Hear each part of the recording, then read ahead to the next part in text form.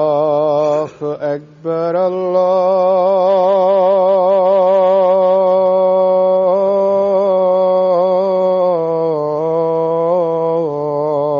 الله أكبر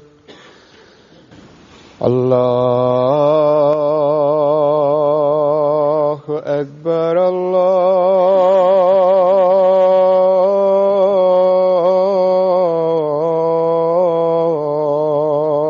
الله أكبر أشهد أن لا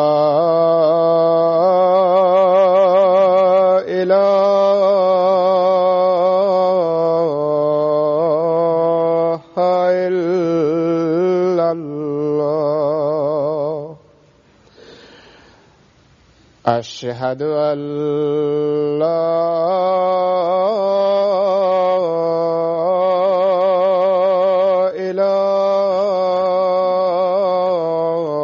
إله إلا الله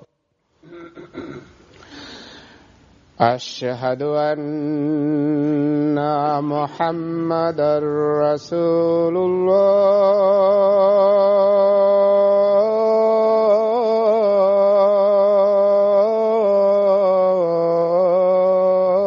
الله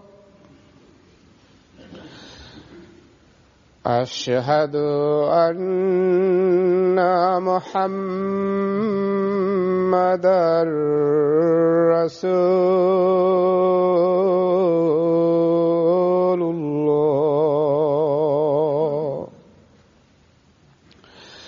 حي على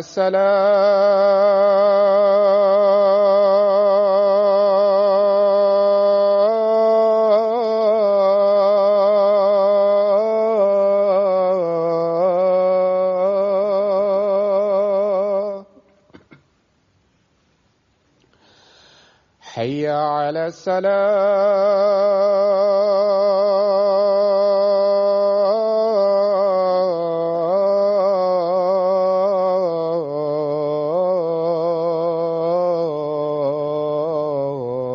الصلاة حي على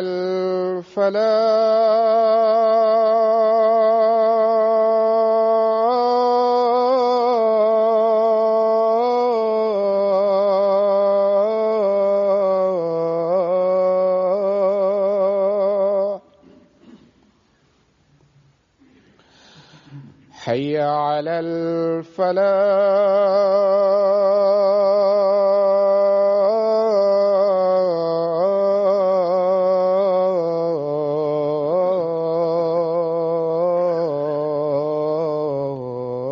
الفلاح الله أكبر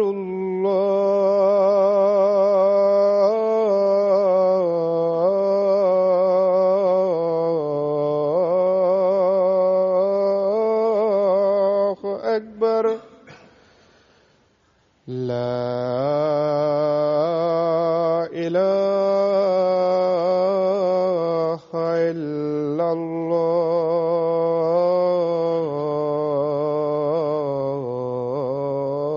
الله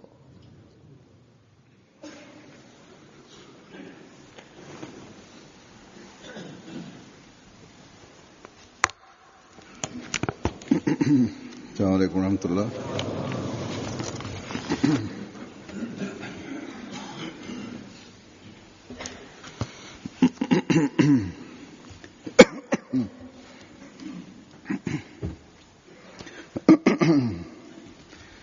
أشهد أن لا إله إلا الله وحده لا شريك له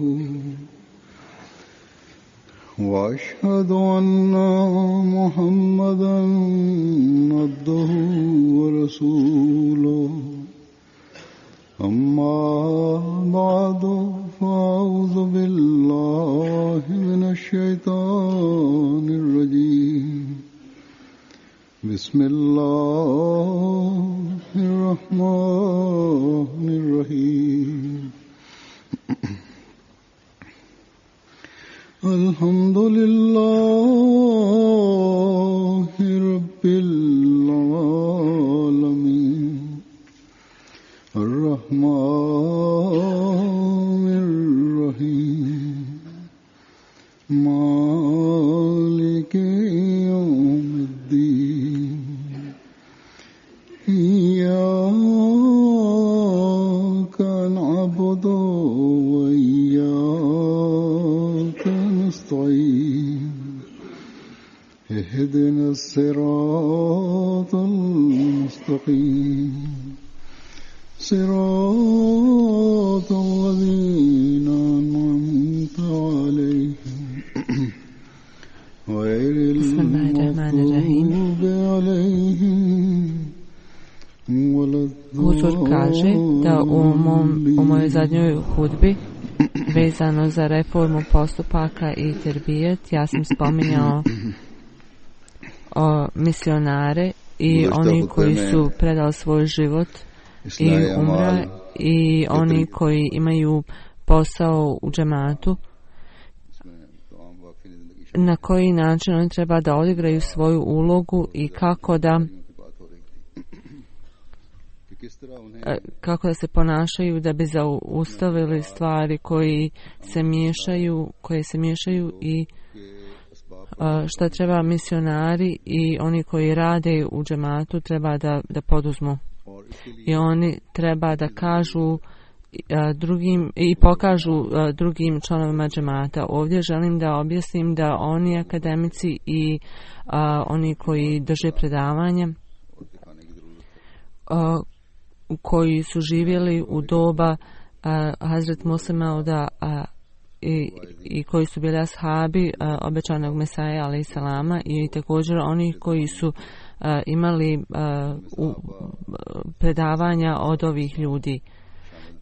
Njihova vjera je bila sigurno veoma visokog nivoa.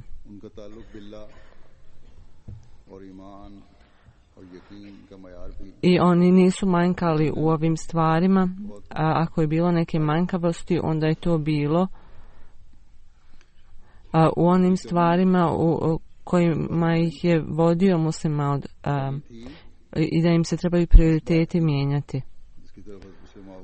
To jeste da mijenjaju u šta vjeruju, ali pored ovoga treba da praktično pokažemo reformu.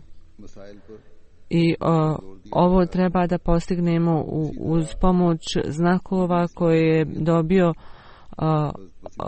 obećani Mesija alejhi selam uz Allahovu pomoć i sve ono što rade članovi, oni koji rade za džemat. Sve treba ovo objasniti. Neophodno je da imamo terbijet članova džemata, a danas vidim da naš standard u ovim stvarima nije isti. Tako da kada kažem da murabiz i oni koji imaju pozicije u džematu, oni moraju prvo postupiti po ovim pravilima i onda govoriti drugim ljudima o ovim stvarima. Oni treba da razmisle šta treba da prihvate u svoje ponašanje i trebaju da budu dobar primjer. Tek onda će moći imati rezultate koje priželjkuju. U zadnjoj hudbi vezano za moć uma i manjka znanja, to sam spominjao, a treća stvar vezana za ovo je kako da uklonimo praktične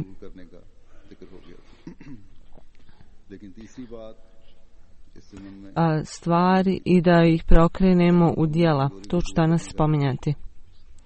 Kao što sam spomenuo u prethodnim hudbama, vanjski lijek je neophodan i to jeste treba nam podrška s vanjske strane.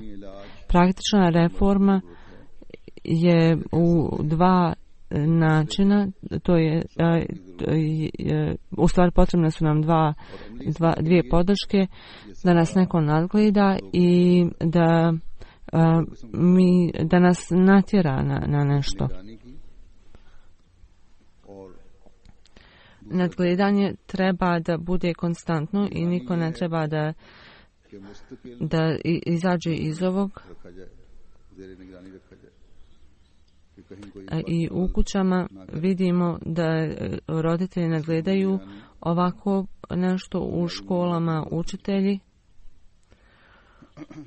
Pored toga što ih uče, također im nude podršku nadgledanja. Ponekad članovi vlade nadgledaju cijelu stvar i oni kažu da će oni nadgledati na cestama i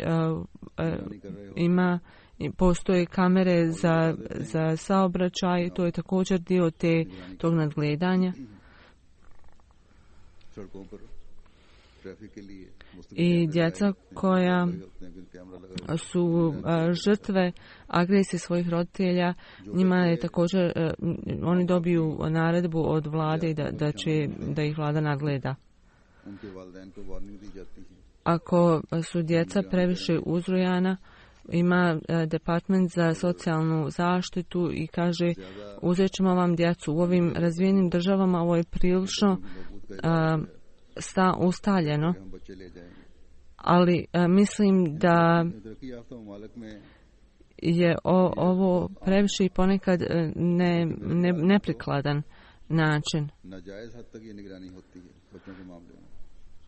jer oni ne kritikuju dovoljno djecu i kao rezultat toga djeca postanu korumpirana. Tako da ovo je sada pitanje religije i ovo svjetskih stvari. I ponekad postoji nadgledanje među parovima muža i žene od svih strana, tako da svrha svog ovog nadgledanja je da ljudi prestanu raditi stvari koje mogu dovesti do nereda. Tako da nadgledanje je jedan način reforme u skladu sa zakonima svakog društva i ovo nadgledanje je za praktičnu reformu, da bi imali praktično poboljšanje, i religija nas također privlači na ovu tačku, na ovu pojentu.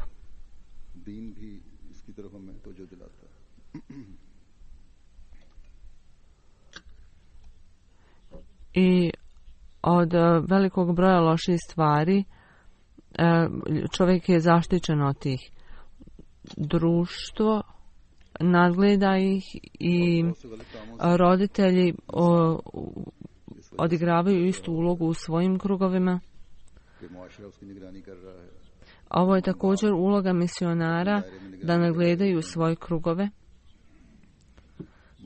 ali također i drugi koji rade u džematu treba da nadgledaju svoje krugove. I kada je islamsko učenje pred njima, treba da upamti da svaki onaj koji nadgleda će biti pitan za svoje djelo. Tako da nije samo riječ o ljudima o koji nadgledamo, nego treba da bude i reforma među onima koji vrše nadgledanje. Bilo kako bilo, za praktičnu reformu i poboljšanje, nadgledanje je veoma važna stvar. Druga stvar koja je neophodna za ovu praktičnu reformu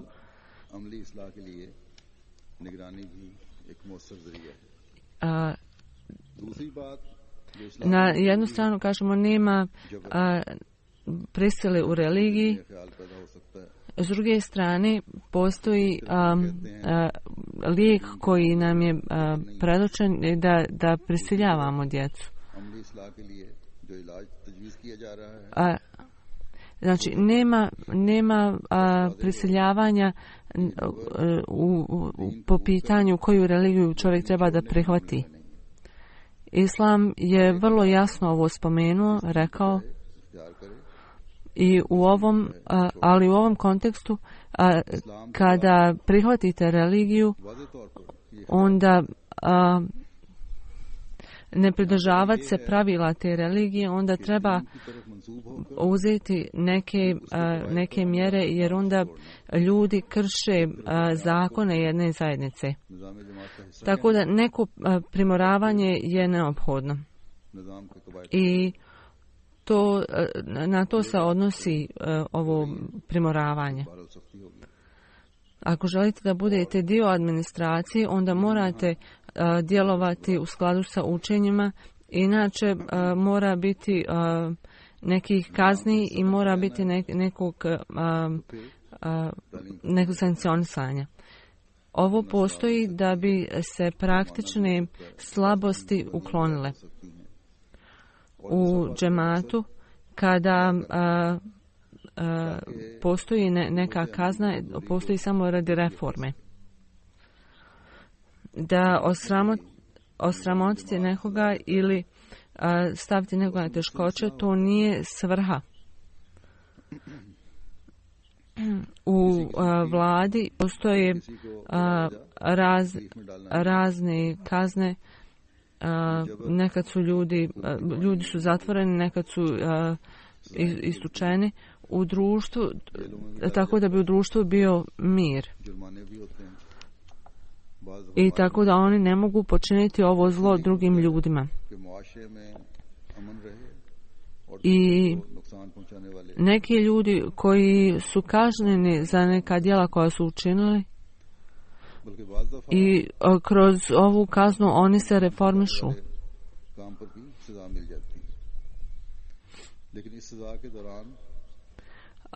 Zašto postoji kazna ubijstva? Je upravo to, on je ubio drugog čovjeka i sada da bi spriječio druge ljude da ubijaju, onda trebamo pokazati da onaj koji ubije bit će ubijen.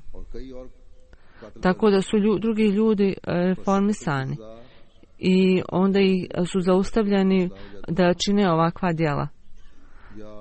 Ovo je jedan način za reformu koja je vezana za ovo svjetske stvari.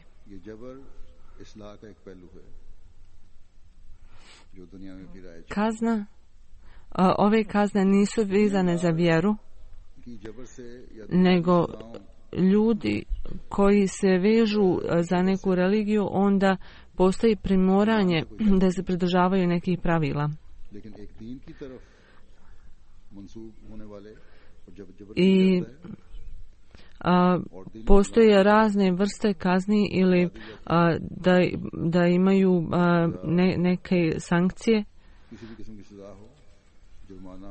Recimo, ako ne plaćaju čandu u džematu, recimo kazna je da ne mogu plaćati čandu u džematu. Ovo postoji da bi se napomenuli ljudi na dobra djela koja treba da obavljaju, i oni koji rade tako će zaobići ovu kaznu ili zaobići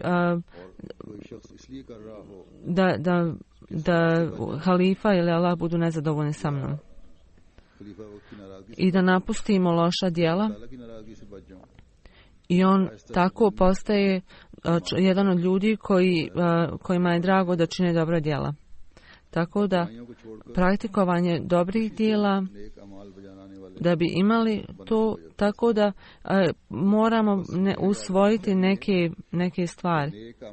Bez toga ne možemo imati uspjeh u ovim stvarima, tako da koristiti ove stvari je zaista neophodno. To jeste da se stvori vjera i da se usadi u srca koje sam spominjao u prethodnim hudbama, i da bi se stavio neki pritisak da se obavljaju ove stvari. I ovo stvara reformu u praktičnom stanju. Ovo su te stvari koje moramo imati i za koje znamo. जिनके बगैर इस्लाह मुश्किल है। जब हम गहराई में जायजा लें तो हमें पता चलता है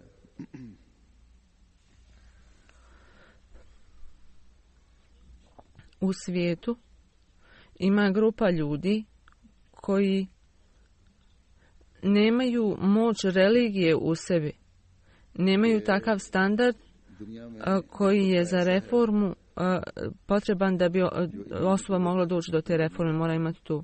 U srcima ovih ljudi, ako je vjera jaka, onda njihova djela postanu ispravna. Imaju grupe u društvu koji zbog manjka znanja prave grijehe. Tako da ovim ljudima je neophodno znanje, onda ima grupa ljudi koji da bi radili dobra djela, potrebna im je pomoć od drugih ljudi. Tako da tu su 3 grupe ljudi i ovo se ispunjava na 2 načina. Ili se pomoć daje svana u obliku nadgledanja. Ovo sam već objasnio, tako da bi ljudi se uklonili od loših djela i da bi radili dobra djela. A oni ljudi koji nemaju koristi od nadgledanja,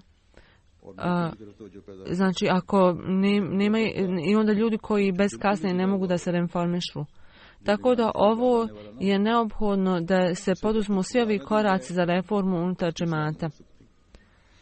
Tako da, ovisno od svakog pojedinca i kakvih loših djela oni imaju.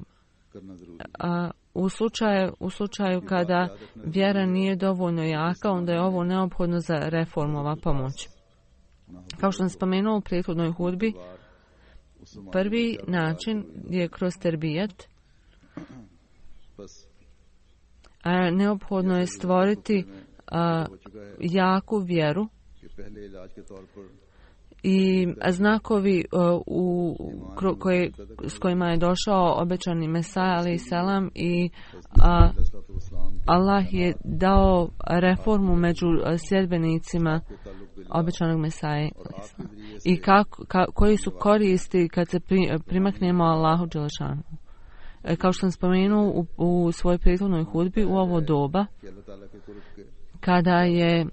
kada šejtan napada veoma moćno, ovo je zaista neophodno. Ove stvari su neophodne i trebamo ih učiti i moramo stalno ponavljati ove stvari. Imamo potrebu da kažemo ljudima kako ljudi mogu steći ljubav Allahovu. I kada čovjek stekne ljubav Allahovu i kako se Allah ponaša prema njemu na poseban način. Mi u džematu imamo mnogo stvari koje su nam rečene o ovom i novi Ahmedi koji nam se pridružuju iz raznih zajednica, našto u Africi i Arabiji. Oni kažu time što smo čitali knjige obećanog Mesaja alejhi selama, reformisali smo se. Bez njih sigurno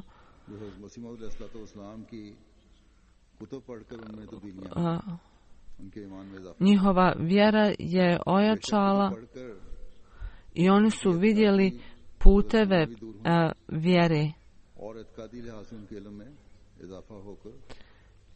Ali njihova vjera je još više ojačala kroz znakove koji su vidjeli od obećanog Mesaja alejhi selama i objave i kroz njegov odnos sa Allahom dželešanuhu. Ovo su sve bitne stvari i Allah mu je pokazao posebne znakove i primjere kako da bude odan Muslim Maud radijallahu anhu vezano za ove znakove obećanog Mesaja alejhi selama i objave i sa odnosom sa Allahom, bliskost, prirodu toga je objasnio koja nam može osvijetliti srca. Vezano za važnost toga objasnio je Isa alejhi selam možda sjedi u oblacima na nebu. Nije toliko bitan ako koncept Allaha umre u našim srcima. U odnosu na, tako da zašto naglašavate smrt Isa alejhi selama kada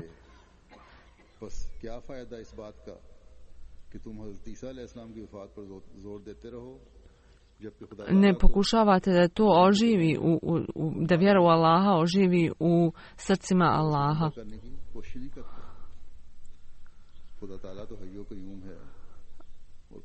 Hazrat Halifatul Afal Rezalahu Anhu je spomenuo i rekao jedan učitelj iz Kabala, rekao je, vidio sam jednom u snu da izvan jednog grada vidio je most i jednog bolesnog čovjeka i slijepog i nos mu je odsječen i prsti, nema prstiju i muhe su bile po cijelom njegovom tijelu. I bio je jako uzrujan. Pitao ga je ko sam ja, on je rekao ja sam Bog. Kaže, ja sam bio isprepadan sa ovim. Svi poslanici su nam dosad govorili da je Allah svemogući, najljepši i da niko nema ljepšeg od njega. I mi kada volimo Allaha, Allah je takvog oblika, što god su poslanici govorili,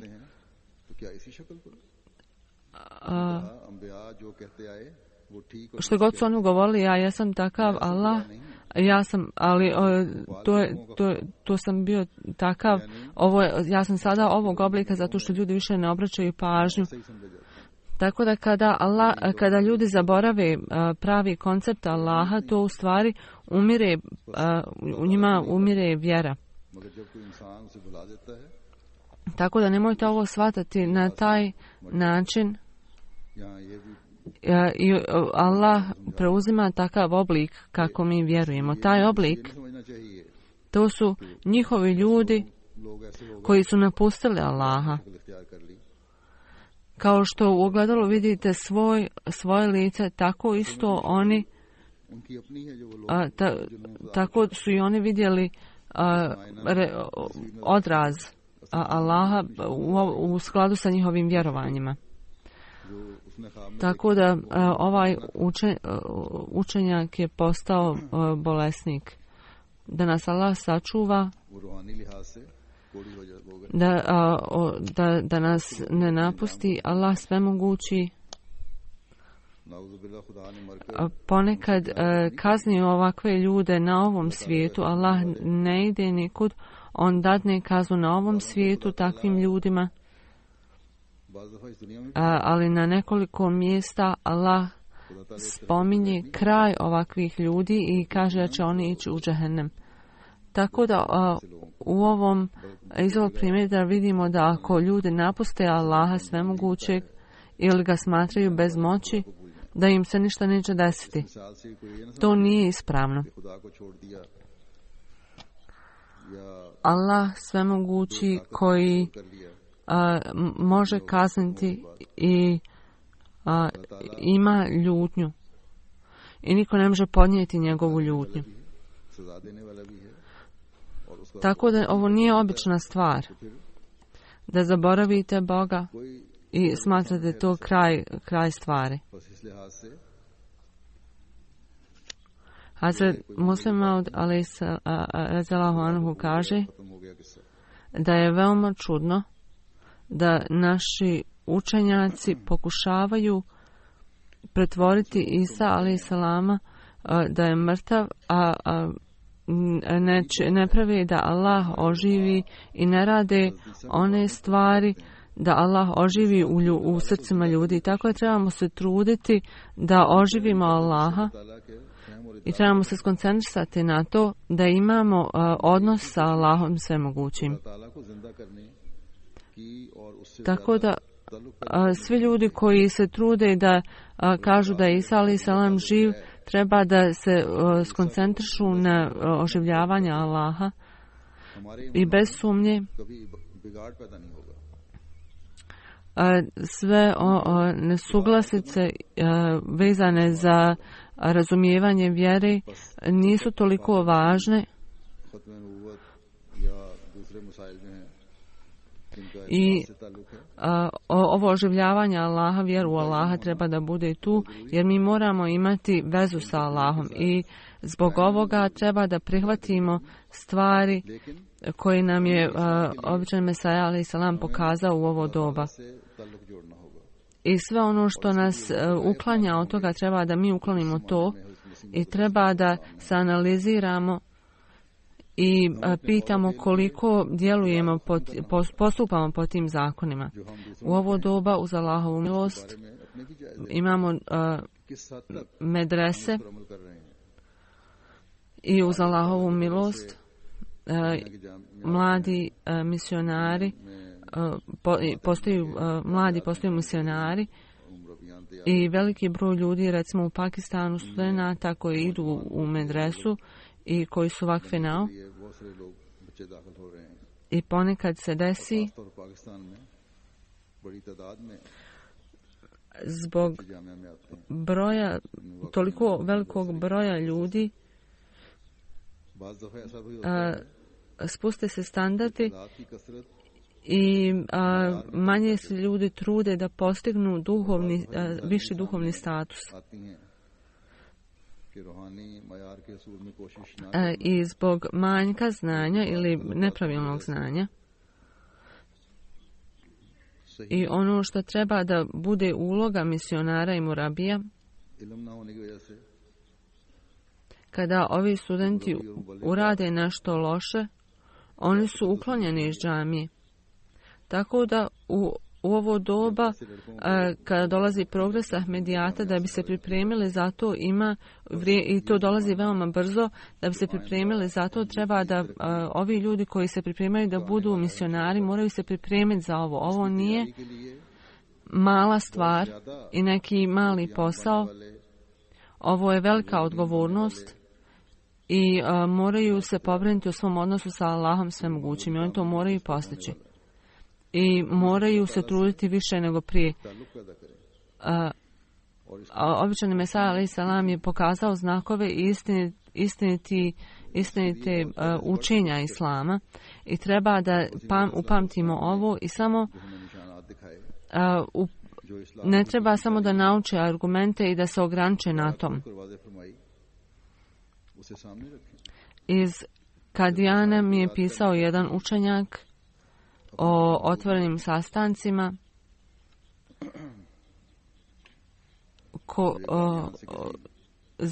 za one koji su protivnici. Oni su napadali ne Ahmedi jedan za drugim i učenjaci su znali biti jako poraženi.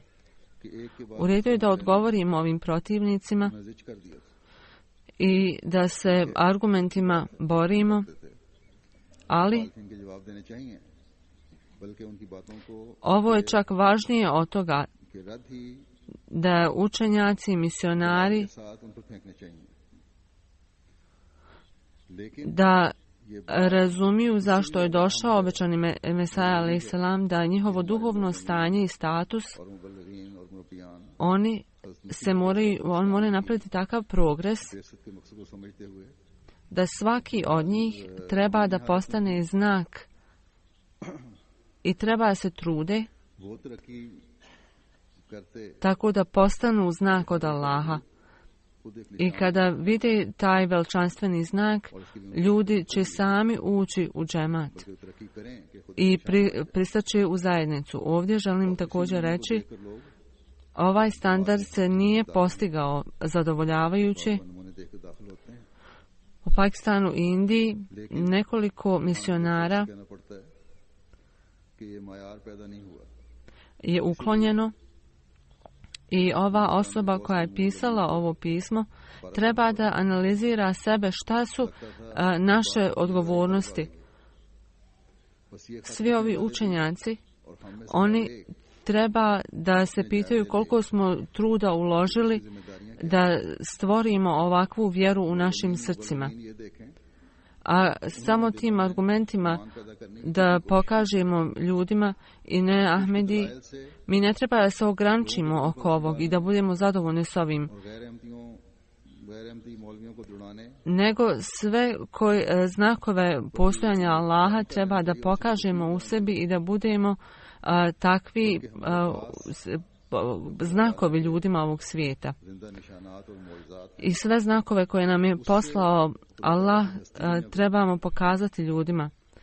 Halifa Abul je dao primjer kada je sunce izašlo i neko kaže kakav je argument ovoga što je sunce izašlo. A druga osoba treba da dadne argument. Ovo je vrijeme izlaska sunca i postoji vrijeme zalaska sunca. I osoba kaže, osoba koja dadne ovakve argumente je limitovana. Pravi odgovor treba da pokrenete glavu ove osobe neka vidi sunce. To je pravi način. Tako da postojanje sunca bude pravi znak postojanja sunca. I Allah nam daje ove i Allah nam pokazuje svoju veličanstvenost kroz svoje znakove i kroz običajnog Mesaju alejhi selama sa svim ljepotama Allah je ispred nas. Tako da odgovornost je svakog misionara da umjesto da se samo da argumentuju o suncu, znakovi koji su pokazani kroz običajnog Mesaju alejhi selama i praktični znakovi koji dolaze i koji su stalno uz nas, oni treba da pokažu istinitost kroz ove znakove.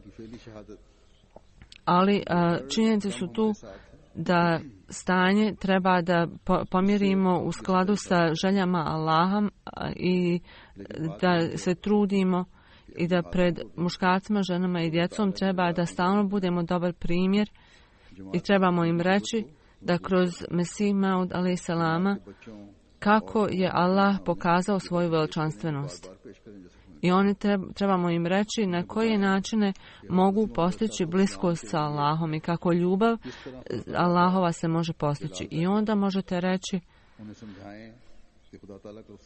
ovi mladi koji u ovim svjetskim stvarima imitiraju jedni drugi, oni će htjeti da se primaknu Allahu.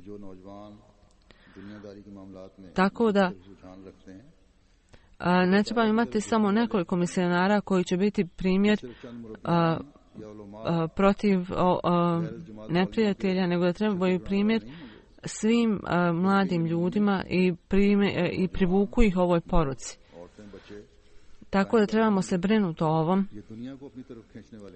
i kroz vezu sa obećanim Mesajom alejhi selamom i moramo se približiti halifatu i ovo je ta stvar koja ojačava zajednicu. Da znamo o hilafatu i da razumijemo šta je to. I treba se stvoriti u džematu na takav način da svaka odluka halifata, halife ovog doba treba se prihvati i ne treba da postoji ikakve sumnje ili rezervacije vezano za ovo.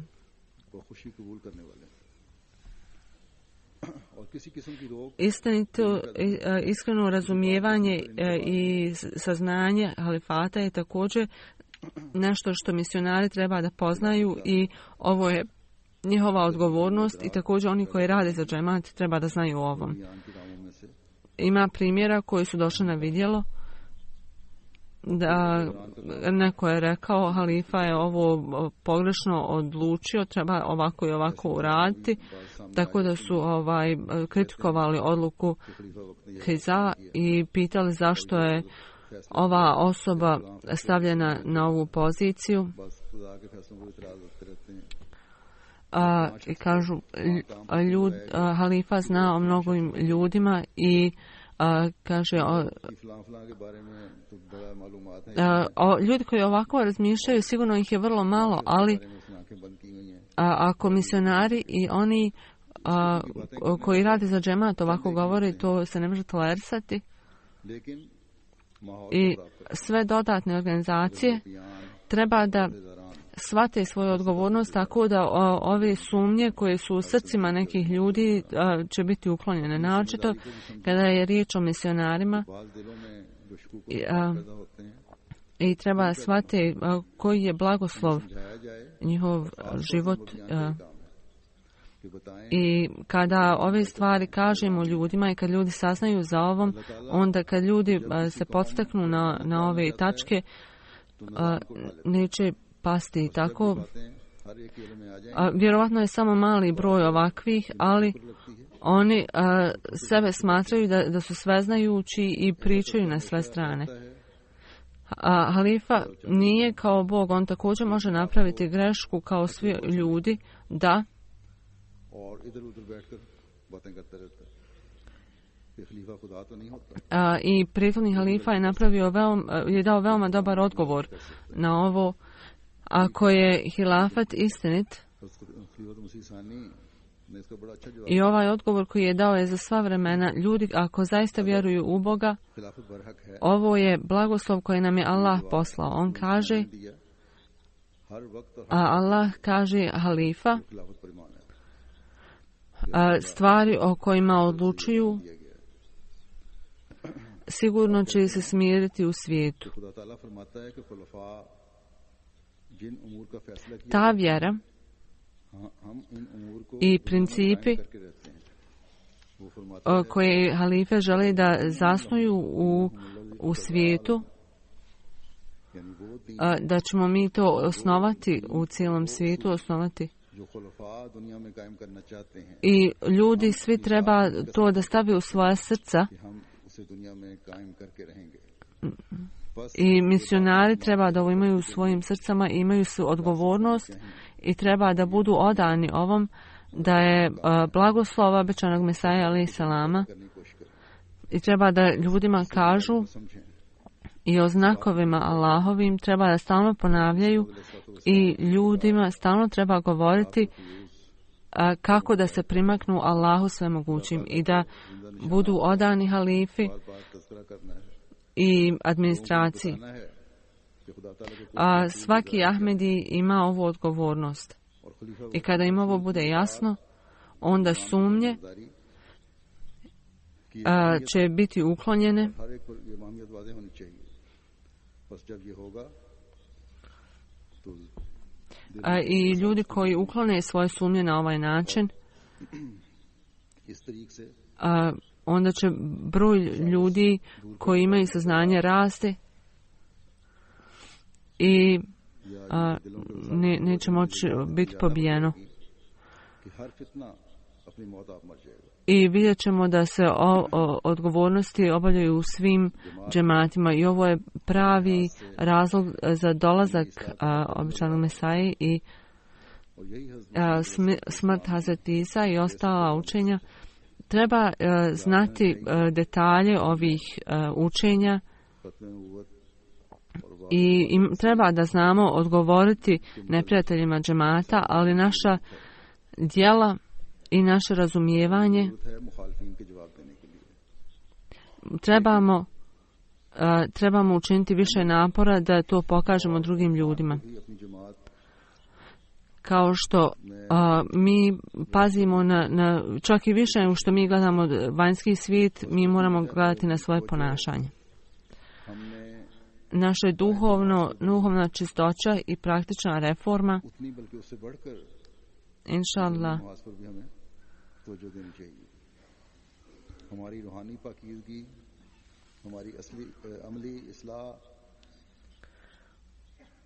ovo će biti način da dođe do veće revolucije. Hazrat Muslim Maud radijallahu anhu, ovo je, što je rekao, je vrlo važno, da ako ulema se obnovi srca ljudi i zasade im znanje o Allahu svemogućem, onda milioni i milijarde ljudi će doći u džemat. Iza džajna surlahi wal fed.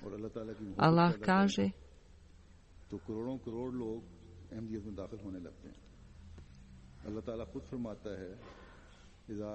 ako kroz tablih širite svoju religiju, onda će ljudi primiti jedno ili dvoje.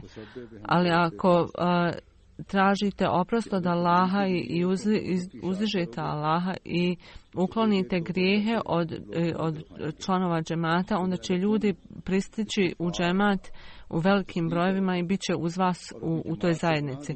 Tako da naši učenjaci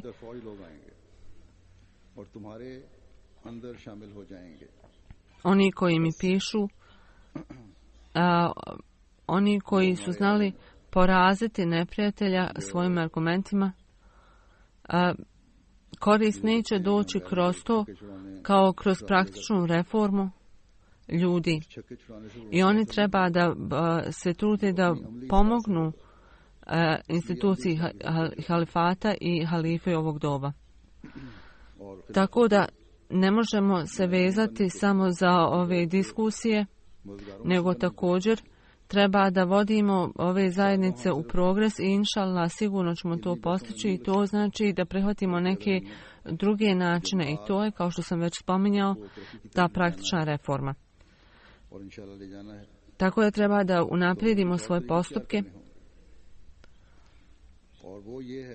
i da dignemo standarde iskrenosti i pravednosti i da prihvatimo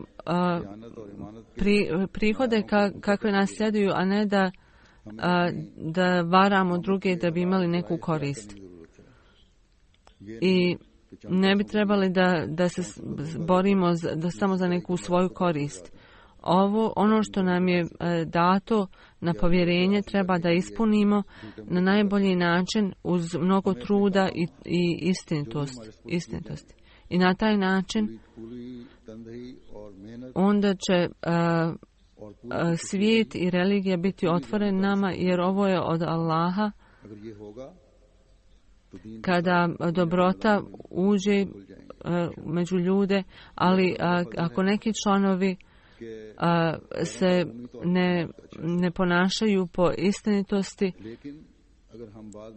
onda ti ljudi kaljaju džemat i ugled džemata, tako da treba da svi obratimo pažnju na ovo i članovi džemata treba da se analiziraju i reformišu i da shvate da je najveće oružje koje imaju u rukama je dova i molitva. Tako da to treba stalno da upamte i treba da upamte ovu naredbu od Allaha, da uvijek nam vjera ojačava i sva dobra djela koja nas Allah tražio da treba da svi slijedimo. Tako da ovo ide jedno s drugim i onda ćemo tek postići pravu reformu, da nam Allah dadne da svi postignemo ovo. Na kraju također želim privući pažnju na još jednu stvar. Svaki mumin, vjernik je veoma uzrujan oko ovoga, a to je stanje muslimanskog umeta danas u svijetu.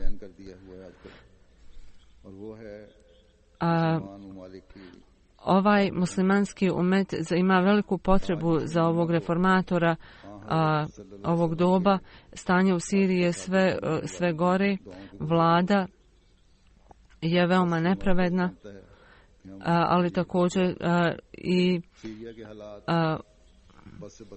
i oni koji su protivnici prave ogromna zlodjela i ispaštaju žene i djeca. Ali oni nastavljaju da torturišu i izgladnjavaju i neke slike su izašle. Kada je čovjek vidi te slike, osoba je jednostavno uzgružena da ima toliko nepravde među muslimanima i ovo daje priliku neprijateljima islama da kritikuju islam. Nedavno neki dječaci od 14-15 godina su pokazani i nisu dobili ništa da jedu i žive na onom što mogu da nađu kada su ih pitali šta ćeš postati kad narasteš,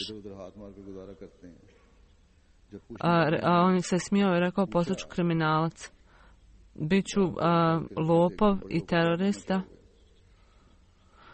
tako da se možemo osvetiti ovim ljudima. Vlada da bi zadržala svoju moć, oni u stvari upropaštavaju svoje buduće generacije, da Allah sve mogući uništi ove ljude i da ljude zaštiti od tiranije ovih ljudi. U Pakistanu također nepravda, naročito prema Ahmed i muslimanima, je prešla sve granice. Fizički su torturisani.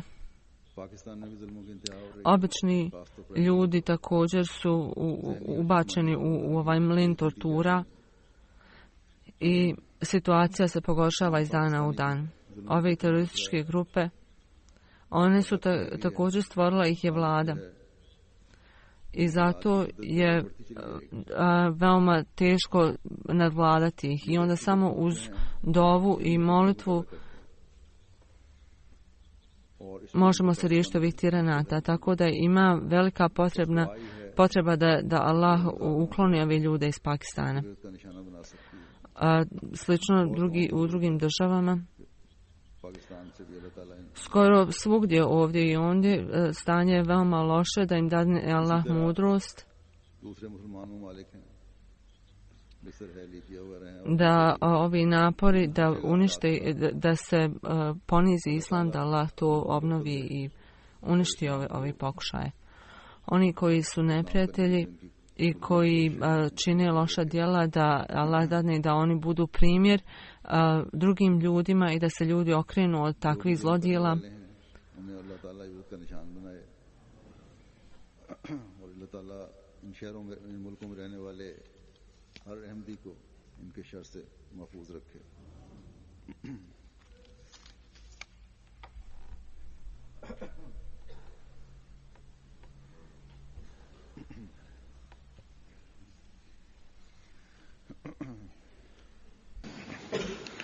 Alhamdulillah nahmaduhu wa nasta'inuhu wa nastaghfiruhu wa nu'minu bihi wa natawakkalu alayhi wa na'udhu billahi min shururi anfusina wa min sayyiati a'malina.